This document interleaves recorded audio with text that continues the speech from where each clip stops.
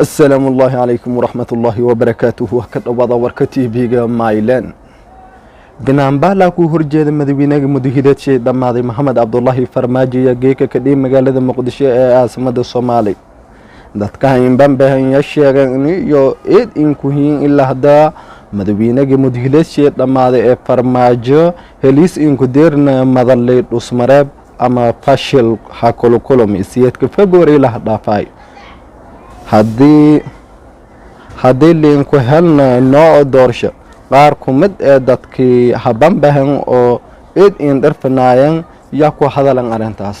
may kumid hadaladiyo sida tan soo banaan baxnay oo rabnaa in aan ka muujino shucuurteena waa madaxweynihii hore ee dalka Maxamed Cabdullaahi Farmaajo waqtigiisa wuxuu ku dhameystay si mugdi iyo aan macquul ahayn caruurteena wowlaayay ila tariyo afka ugu shubay wiilasheena qaarna wowlaayo ila tariyo siiya barna wuu noo soo adeegsaday wuxuu raxbadeeyo markay banaan baxaan ama ay aftidooda sheega tagaan annaga shacabaan nahay waxaan rabnaa in aftideena ka hadalno codkeena dhiibano wiilasheena wixii dhintamaan wixii kale in noola keeno horta codsayna adduun weynaha marka koobaad iyo marka labaad iyo marka saddexaad farmaajana waa lagu xisaabtami doonaa hadii ilaahay yiraahdo oo dawlad caadil ah leelo raggeena wiilasheen inuu barna ku laayay Itoobiya oo ka gatay ninka la yiraahdo la tariyo barna oo annaga noo adeegsado yiri laay hooyooyinka ee garaace shacabka tuma markay banaan baxayaan inuu yiraahdo waa ka haynaa laakiin waa lagu xisaabtamaa insha Allah taala banaan baxaani wuxuu tilmaamayaa amba ka turjumayaa banaan bax ku saabsan waaye ninka ex madaxweyne Farmaajo ama madaxweynihii hore oo Soomaaliyeed oo aan ugu baaqayno in uu maaragtay iskaga tago oo maaragtay isku ceebayna xilka uu isku dhadhijinayo marka banaanbaxani waa banaanbax ka turjumayo dareenka dadka ku nool xamar oo daafihiisa wada jiraan marka banaanbaxani waa banaanbax nabadeed banaanbax aan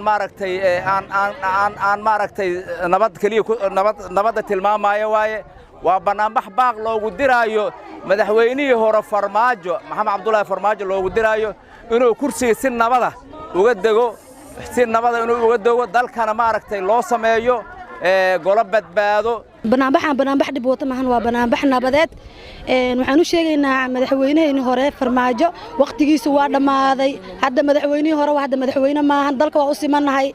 askartaan haddana wadadooda noo istaago maanta xataa na soo bursanayso qoriyada baadkood noo garac shacabaan nahay anaga cidna soo dirsata ma lahan qof aan u shaqeynayna ma lahan dalkaanaan u dhalanay dalkaanaan ku dhalnay waxa waaye waqtigiisu waa dhamaaday kursiga nabad ha ugu dagto waqtigiisu waa dhamaaday yoona cadibin dagaal sokeeyo noo keenin qalalaasiyo noo keenin hadduu tiiraanyada maanta aan qabno ujeeda oo ka soo jawaabi waayana waxa waay bari madaxtooyadaan joognaa cid naga celin karta cid naga hortaagan istaag karta ma jirto intaan hadda sida ay u socdaan hadii uu ka jawaabi waayo waxa ay ka dhiidhayaan madaxtooyada inay ugu imaahayaan inay lugta ka soo qabaayaan balan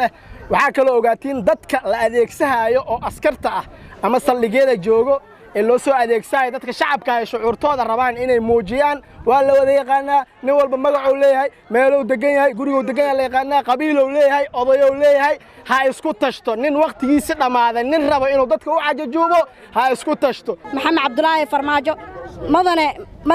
madaxweyne ex waxa ku leenahay nabad iyo naxariis beledkan ku imaaday nooga bax adigoo nabad macnaa nooga tagaysid ha isku kayna dirin ha isku kayna laynin shala farxada lagu soo dhaweeyay maanta farxadan kugu soo gootinaynaa waa hadaa diyaar u tahay hadaadan u ahaynin kama fiicnid dadkii shalay wadanka laga deji jiray mudooyin meeli isin warka kula sootan maybwa TV-ga Mailan warkun iyo warko kale inta uu isla kulamaana maysin ku tabay sidaas iyo amaane Allah